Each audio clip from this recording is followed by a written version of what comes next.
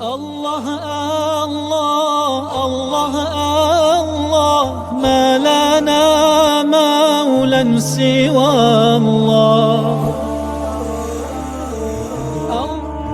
كلما ناديت ياه قال يا عبدي أنا الله زحزحي الحجب فقلبي غاب في ظلمة ذنبي نظرة في العمر حسبي تجعل الميت حيا كلما ناديت ياه قال يا عبدي أنا الله.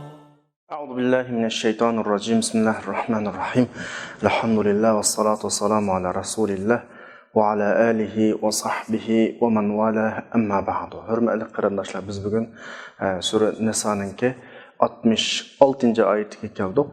Ilgirki oyatda Alloh subhanahu va taolo o'zining buyruqlariga xiloflik qilgan kishilarga ularga hozirlagan jazolarni ve o'ziga itoat qilgan kishilar to'pi va ularga hozirlagan jannatning ve başka cennetdeki nimetlerinin ahvalini sözlep bo'lgandan keyin bu xildagi kishilarda buluşqa tegishlik ahvollarni qanaq o'tgan, bayon qilib o'tgan. Ya'ni haqiqiy mu'minning iymon doirasiga kirish, xatolik o'tkazgandan keyin Alloh tarafiga qaytish bosqichlari, iymon doirasida o'zini saqlab qolish bosqichlari bularni so'zlab o'tgandik.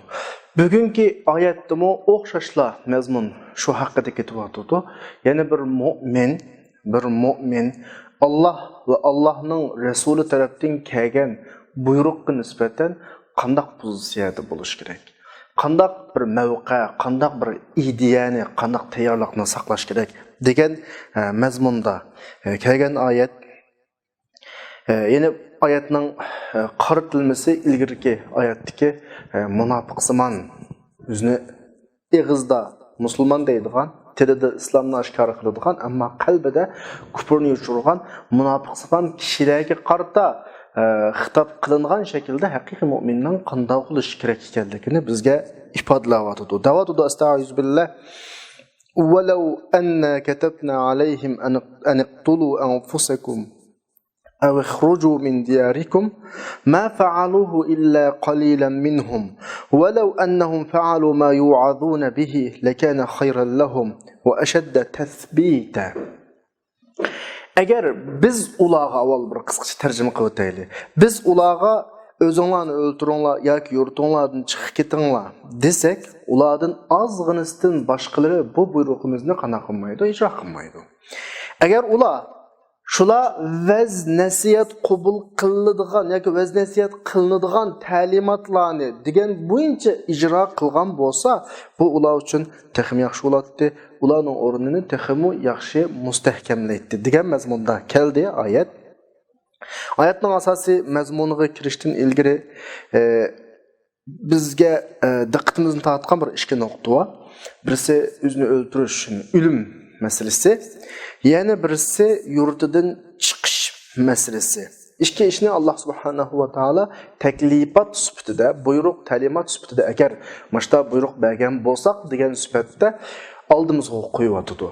Bu yerdan bizning asosiy mazmundan sirt diqqatimizni tortadigan, bizga berilayotgan bir ishorat mazmundan birisi insonga nisbatan o'ldirilish bilan yurtidan chiqarilish asosan degidek o'xshash bir alam. Bo'libmi sizlar bizdek yurtidan chiqarilganlar yurtning qadrini, yurtning sevgisini, vatan muhabbatini buni texmi obdan tushunimiz. O'ldirilgan vaqtda inson azoblanadi, yurtidan chiqarilgan vaqtda o'xshashlar azoblanadi. Alloh subhanahu va taolo mush ikki xil jazoni ya o'ldirilish, ya'ni o'zini o'ldirish yoki yurtidan chiqish jazosini o'z vaqtida Musa alayhisolamning qavmiga qana qilgan bergen, yani Musa Aleyhisselam'dan kavmi hatalaşkandan keyin Sur Baqara'nınki 54-oyatda bu bayon qilinadi. Va iz qala Musa liqaumihi ya qaumi innakum zalamtum anfusakum biittikhadikumul ajla fatubu ila bariikum faqtulu anfusakum. Musa o'z vaqtida o'zining qavmiga shunda dediki: "Ey qavmim, sizlar Musaga ibodat qilish orqali o'zingizga zulm qildinglar. Endi bunun tövbesiga binoan Allohga tövbe qilinglar. Bu tövbege binoan o'zingizga qana qilinglar, o'tiringlar" degan shaklda Musa Aleyhisselam'dan kavmiga mush şekilde qana qilingan ta'limot berilgan. Deyilishcha rivoyatlarda Musa Aleyhisselam'dan kavmi bu hukmni anglagan vaqtida 70 mingdek odam o'zini o'ldirgan. Undan boshqa Musa Aleyhisselam'dan kavmining o'tkazgan jinoyatlari sababli yurtidan chiqarilib, bayovonda, ya'ni cho'lda 40 yil aylanganligimi tilga elinadi. Sura Ma'idaning 26-oyatida qala fa innaha muharramatun alayhim 40 sanatan yatihuna fil ard. O o'zining yurtiga ularga kirish harom. Ular zaminda 40 yil qana qiladi, tingirqab, cho'gilab, ezib yuradi deydi. Ya'ni demak, ilgirki shariatlarda Alloh subhanahu va taolo mashta jazolarni bergan ummatlarning qilgan xatoliklari uchun. Xuddi biz bayatni o'qib o'tgandek Musa Aleyhisselam'ning qavmidagidek. Hamd elhamdülillahki İslamda bu şekilde jazo berilmadi. Allah'ın bizge qilgan merhameti, lütfının birisi bizge bu şekildeki jazolarni bermedi o'tkazgan jinoyatlarimizga qarata. Shuningdek, Payg'ambar sallallohu sahobalaridan Abdullah ibn Mas'ud, Ammar ibn Yasir, Sabit ibn Qays qatorliq ma sahobalar nima deydi? Alloh bilan qasamki, agar Alloh bizni mushu xildagi jazoga buyurgan bo'lsa, biz qilibdik deydi. Umar radhiyallohu anhu deydi, Allah agar bizni mushu xil jazoga buyurgan bo'lsa, biz qilibdik. Alhamdulillah bizga buni buyurmadi. Bu Allohning marhamati. Endi oyat nima deydi bugun oyatda desa, biz ilgirki ummatda ashunga o'xshash jazoni bergan deydi. Yurtidan chiqarilish yoki o'zini o'ldirish qatorliq. Endi mushularga ig'izdagi tilda musulmon, qalbidan musulmon bo'lmagan, yani imonda mustahkam bo'lmagan kishilarga biz mashta buyruqni bergan bo'lsak, Musa Aleyhisselam'ning qavmiga bergandek bular nima qiladi deydi. Oyat. Allah subhanahu va taolo bizga shunday bir duoni o'rgatdi. Robbana va la tahmil alayna isran kama hamaltahu ala allazina min qablina va la Robbana va la tuhammilna ma la taqata lana bih. Ey Robbimiz, bizga ilgirikilarga ortgandek yuklagandek unda egri yuklarni yuklamizlar. Bizning kuchimiz yetmaydigan vazifalarni bizga bermisizlar. Allah bu duani bizga o'rgatdi, biz bu duani qildik. Allah bizga ijobat qildiki, ilgirki ummatlarga bergan ig'ir jazolar, ig'ir vazifalar bizga berilmadi. Endi bugungi oyat nima deydi bilamsizlar qarindoshlar? Bugungi oyat mu'minda shunday bir hol bo'lish kerakki, ilgirki oyatlar bilan birlashtirgan vaqtida o'zingni o'ltirishga o'xshash buyruq kelib qolgan taqdirdami? Alhamdulillah bermedi Allah bizga. Yurtidan oldin chiqinliga o'xshash buyruq kelgan taqdirdami mu'minda shaksiz, ikkilanmasdan, nima uchun bunda buyruq keladi, bunda ta'limot keladi deb o'ylanmasdan qabul qiladigan bir ruh bo'lish kerak. Ashta qilindi munofiqlar da'vatida. Oyatning sababi nuzul haqida bir hikoya va bir voqelik va Payg'ambar alayhisolamning hammasining bir o'g'li va sahobalarning Zubayr ibn Avvam jannat bilan xush bishorat berilgan 10 sahobalarning birisi. Andikin Madinadagi Ansar sahobalarning ichida Hatibni Abi Balta'a deydigan bir sahoba va bu ikkisini o'tirdi bo'lgan bir voqelik va bu ikkalanninki Madinaninki Hira degan joyda bir yirva terilg'u yeri, ya'ni tashliq Madinaga borganlar biladi buni. Kuyib ketgandek qop-qora yali. Ondan keyin Zubayrning zimini igizda. Do'ngda yani. Hatib ibn Abi Balta'ning zimini pastda, ya'ni idirliqda. Yomg'ir vaqti kelib, sel kelib ya sug'uriladigan, yoki suvashlaydigan vaqtida su kim tarafdan keladi? Zubayr tarafdan keladi. Uning yeri do'ngda. Hatib ibn Abi Balta'nın yeri çuqu yerdə.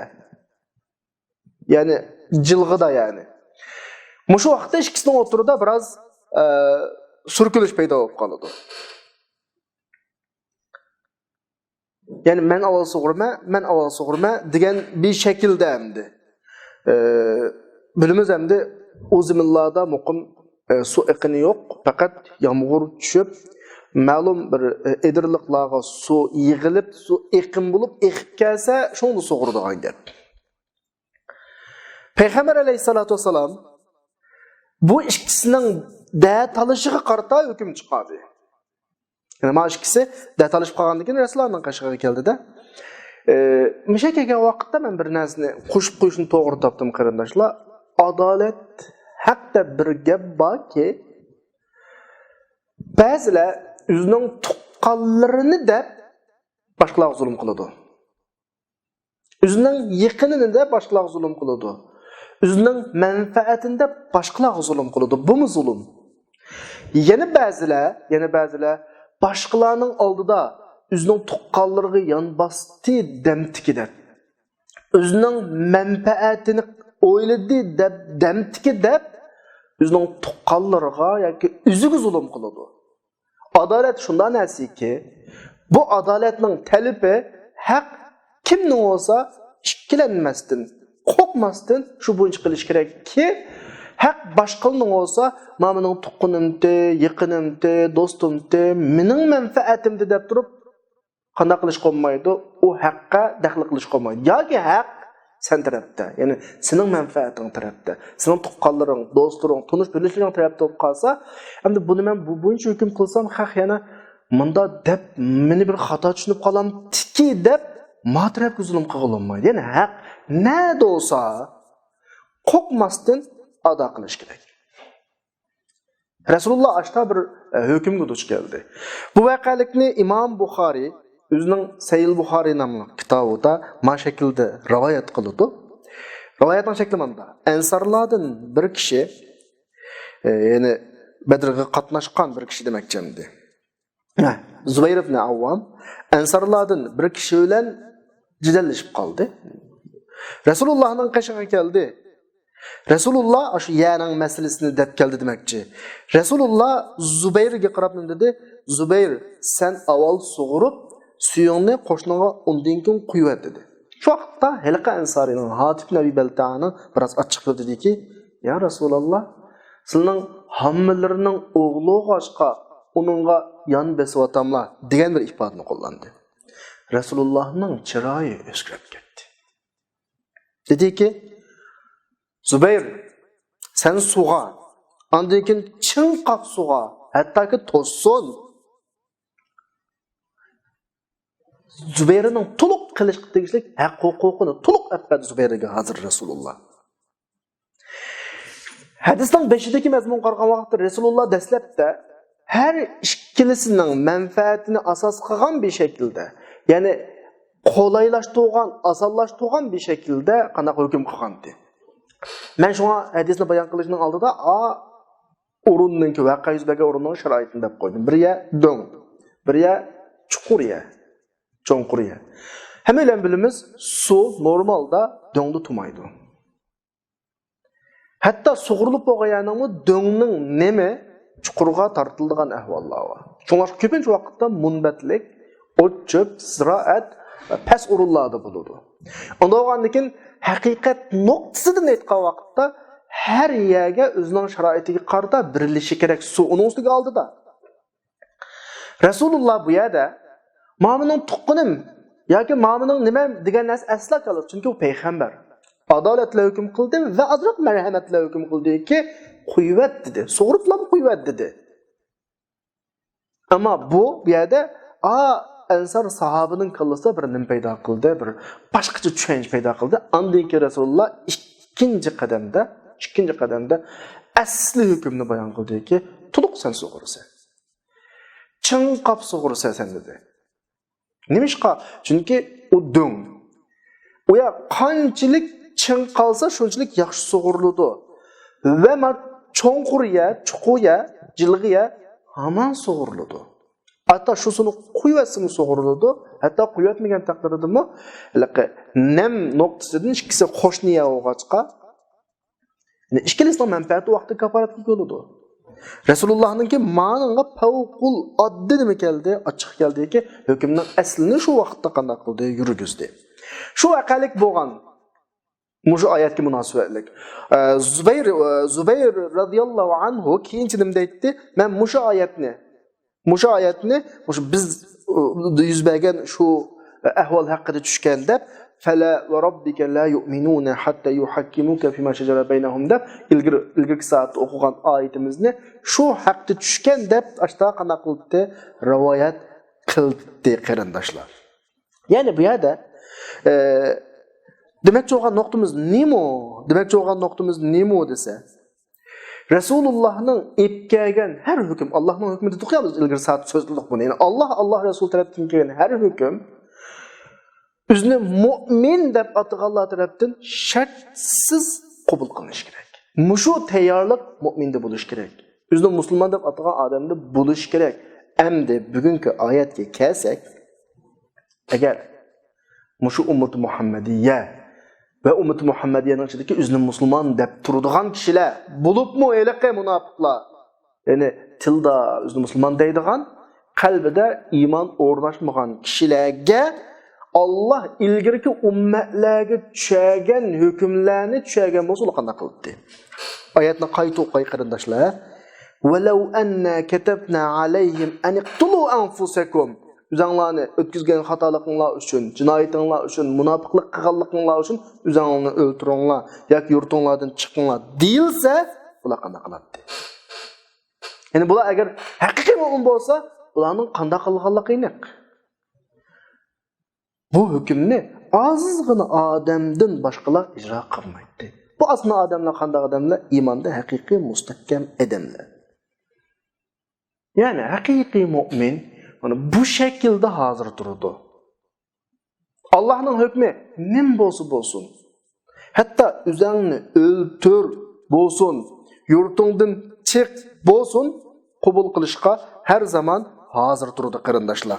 Anikin ayetning oxirida وَلَوْ أَنَّهُمْ فَعَلُوا مَا يُعَذُونَ بِهِ Ular qılınğan muşu veznəsiyyətdəki təlimatlan ular urulğan bolsa, yani Allah bizge demedi elhamdülillah. Eğer deb özаңlarni öldürüңlar deb xatalıqımız tüpeyledin. Yurtunglardan çıkıp gitinglar deb aşta bir təlimatını çögen bolsa ve biz Müslümanlar yoki o'zini mu'min deb qaravatqanlar shu bo'yicha ijro qilgan bolsa, bular uchun intayin bo'ladi, yaxshi bo'ladi. Endi qalbimizga mana bir savol kelish kerak qarindoshlar. Allah subhanahu va taolo bu hayotni sabablar bilan yaratdi. Biz jiqdab ketdik buni ilk darslarimizda. Sabab qonuniyati va her sebepnin bir neticesi var. Bu sebepni kim kılsa onun qana qılıdı, erişdi. Mümin bolsun, musulmon olsun. Bu dünyanın kanunuydu. Bu dünyadaki hayat. Yani biz dünyada Allah tarafından ornatılgan sebepler bilen, sebep sistemisi, sebep kanuniyeti bilen birlikte yaşayırız. Hem de biz bir noktaya dikkat kılışımız gerek ki ahiretçi. Ahiret tamamen başka bir hayat. Dünyaya okşmaydigan hayat. Allah dünyada sebep kanuniyetini ornatkan bolsa, mümin bolsun, kafir olsun bu sebep bilen ve neticesiyle yaşayan bolsa, ahirette şu sebepini ornatkan Allah bilen yaşaydı. Allah ornatkan sistemde yaşaydı. Allah'ın merhametinde yaşaydı. Eğer şu nokta kallımız inik olsa, Allah bizni uzağını öldü dese, mesela ayet şuna dedi ya, mesela dedi ayet. Eğer aşağı kılan bolsak dedi, aşağı kılan bolsa, bizden demek gidiyordu. Eğer özümü aşı buyrukla icra kılıştı. Bizge ziyan mı mesela şu buyruk? Yani bu dünyadaki sebepke taşlap koygan Allah, insanların üzünün kılmışının işlerine taşlap koygan bu dünyadaki hayattan, ahiretteki Allah'ın huzurudaki hayat. Yani sebep bilen yaşaydığın hayattan, sebepsiz yaşaydığın hayat, dünyada capatat yaşaydığın hayattan, capasız yaşaydığın hayat kıketiş bizga nisbatan qanday bo'ladi? Yaxshimi, yomonmi? Ha, oyatda agar ijro qilgan bo'lsa, bular uchun yaxshi bo'ldi dedi-ya. Lakana xayran lahum dedi. Shu yaxshilik nuqtasini da'vatimiz qarindoshlar. Ya'ni bu yerdagi Allohdan kelgan har qanday hukm amaliyotda insonni yuksaltish. Dunyoda eng güzel hayat kechirdik desak, taraqqiy qilib eng yuqori martabaga, eng yuqori darajaga yetdik desak, bir ishorat bilan tamoq qilishi mumkin oldimizga. Bir ishorat bilan boshqalarga ichimlik qilishi mumkin yoki bir konopka bilan ichimlikimiz hozir bo'lishi mumkin. Bir konopka bilan tamoqimiz qilishi mumkin. Bu eng yuqori seviye. Ammo jannatdagi inson kallasiga shunda keltirgan hamon tamoq qiladigan. Kallasida nimani orzu qilsa, darhol qiladiganini sababsiz bir shaklda. Ma hayotga hargizmi yetmaydi. Agar mushnoq to'g'riliq ishga odamga nisbatan tepaqla qarindoshlar, dunyoning hayoti yaxshimi, oxiratning hayoti yaxshimi? Bu muayyanlashsa, Allah insonni o'zining qishig'i chaqasa, ya'ni o'zini o'ltirdi desa, bir buyruq keltirsa, insonga bir buyruq verdi, vazifa verdi. İnsan Allah'ın şu vazifesini icra qilib o'zini o'ltirib dunyodan ketsa masalan, bu inson uchun ma'qul hayot yashagandan aql hayot yaxshimi, yaxshi emasmi? Boshqa nurg'un talablar bor bilamiz. İnsan har qancha qilsa dunyoda erishadiganlari cheklik. 60 yil yashagan odamning dastlabki 15-20 yilda qanchalik erishadiganini bilamiz. Oxirgi 15-20 yildagi hayotidan qanchalik rahatlanganligini bilamiz. Ya'ni inson huzurli yashaydigan agar yashayolsa, hayotining qanchalik muddat o'g'ilib bilamiz. İnson erishgan narsani davomli tutib turishga kafolatlik qilalamdi. Buni hammamizga oydin masala. Dunyoda mashta bir cheklik, imkoniyat cheklik, umri cheklik, had hududi va bir dunyodagi hayotdan oxiratdagi hayot yaxshimi, yaxshi emasmi? Yani bu noktada Allah Subhanahu wa Taala Allah'ın buyrug'ini o'rinlash bular uchun texim yaxshi va u texim mustahkam ashad tasbih degani boshqalarga nisbatan masalaninki aniq mustahkam turishga tegishlik hayotda voz kechilmas masala ekanligini isbotlab berishda texim eng go'zal o'rnak bo'ldi. Mesela hayatta bu yolda mağduk. Allah belirleyip bergen bu menhecde yaşadık. Bir vaktla geldi, cennimiz bilen bedel ödeydiğine geldik. Eğer biz muşu menhec üçün, muşu hayat üçün, yani bizden muşu kitabatka yolumuz üçün, Allah'ın buyruğu üçün, bu prensip üçün can verdik.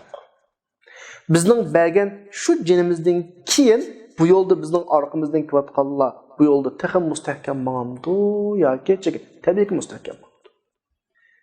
Eğer ben mustahkam durup can birişke tegişlik yerde can bilemesem, kendimdekiler mutlaka özünün mevkasını yoktu, tervinip kalıdı. Muşu ayetle aldığımı hikayeye o vakitte, köpünç vakitte, menin köz aldığımı hikayeldiğini Ustaz Seyyid Qutb ve şunun okşaş, özünün bu yoluda, bu davasıda hayatının ahirgiçe mustahkem tuğan kahramanlar göz aldığına geliyordu. Belki ularning şu vakitte qutuluş fursati buluşu mümkün. Bir kadem keyniga çekinse, ularga qutuluş fursatlam emas, dünyadaki qisqagina bu hayatta texmi güzel va'dalar berilishi mumkin, yuqori maqom mavqilar berilishi mumkin. Ammo ular o'zining davosida, o'zining yo'lida hayotining eng oxirgi nafasgacha mustahkam turdi. Hayot bilan bu yo'lning haqiqat ekanligiga bedel ödedi. Shuning bilan undan keyin kelganlar shuning ta'sirida bu yo'lda mustahkam davom qildi. Bir yolda mang'uşlar mustahkam tursin desek, bu yo'lning beshidagilar deganimiz har zamondagi kishilar shu yo'lning beshi hisoblanadi. Mening oldimdagilar, uning oldidagilar va mendan keyingilar o'z davrida buningga hayotni taqdim qilishga hozirlanish kerak va hayotini amaliy taqdim qila olish kerak. Shu vaqtda bu boshqalarga nisbatan nima bo'ladi va ashadda tasbita, bu yo'lda boshqalarni mustahkamlaydigan bir nima bo'ladi, mavqa bo'ladi, bir ish bo'ladi. Va shu vaqtida 67. oyat deydi.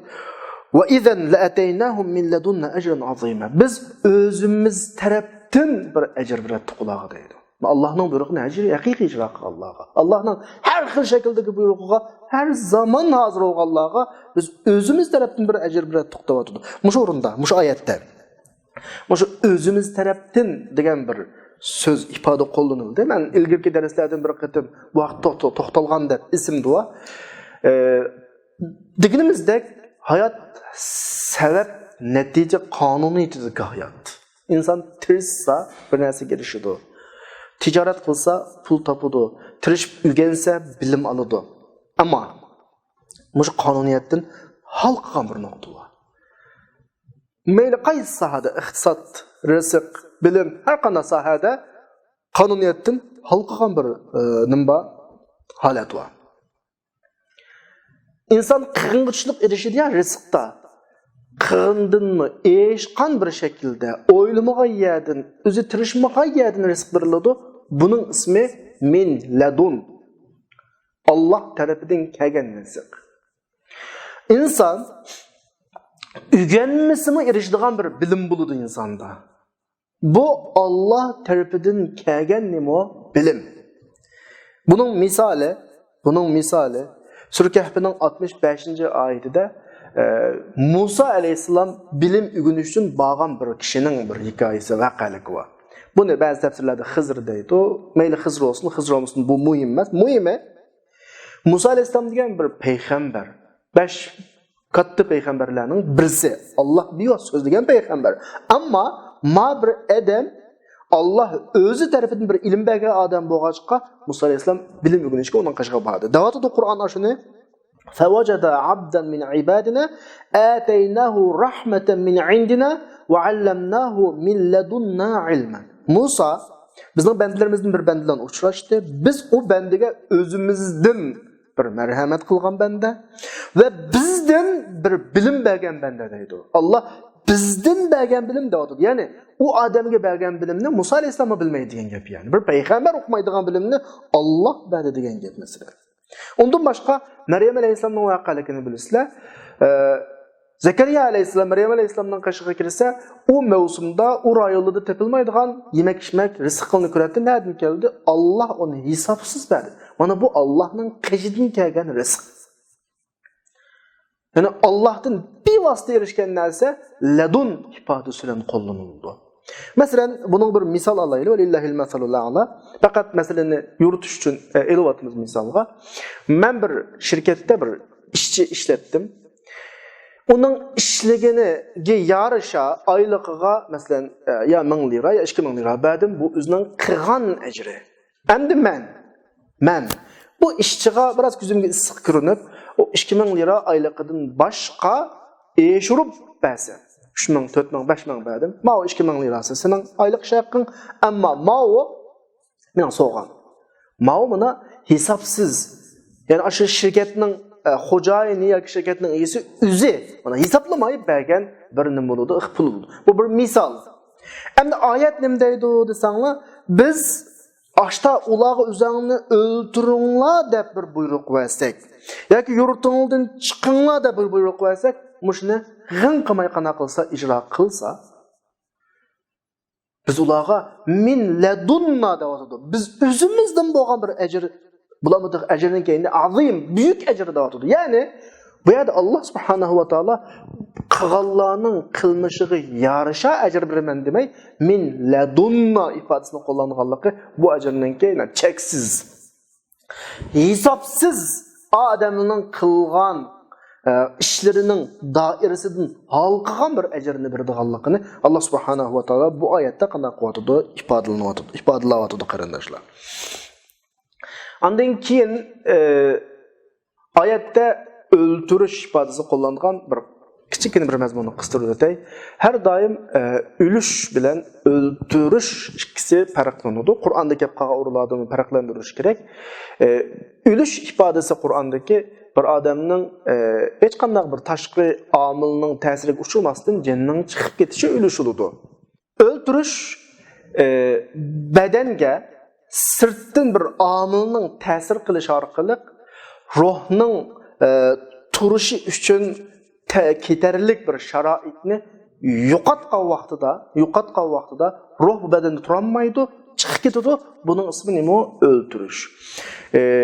Masalan, Sura Al-Imronning 144-oyatda Alloh subhanahu va taolo o'ltirilish ifodasini ayrim qo'llanmoqliq afa immata aw qutilaga o'xshash. Ya'ni Qur'oni Karimdagi mushkil ifodalar kelib qolsa, buni mushkil shaklda ayirib qana qilish kerak, muomala qilish kerak. Ana keyin o'zimizning oyatiga kelaylik, o'zimizning temasiga. Oyatda agar biz ularga o'zinglarni o'ltiringlar desak yoki ularni yurtingizdan chiqib keting desak, ko'pinchisi qilmaydi, az bir qismi qiladi. Qilganlarga agar qilib qolsa, bu ular uchun texi yaxshi.